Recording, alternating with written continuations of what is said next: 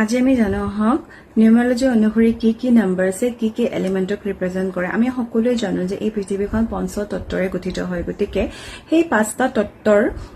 যি আভাস আছে হেয়া আমি এষ্ট্ৰলজি বা আমি নিউমাৰলজি গীত অনুসৰিও দেখিবলৈ পাওঁ আৰু যেতিয়া সেই পঞ্চতত্ত্বৰ ইমবেলেন্স হৈ থাকে তেতিয়া আমাৰ জীৱনত বিভিন্ন ধৰণৰ সমস্যা আহা দেখিবলৈ পোৱা যায় বা আমি সেই element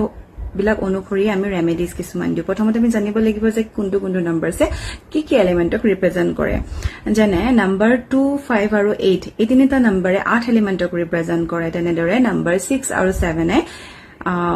metal element ok represent kore number 1 e water element ok represent kore number 3 aru 4 e air element ok represent kore aru number 9 e fire element ok represent kore gotike ei 9 ta number e 9 ta element ok represent kore jetia ei element homohor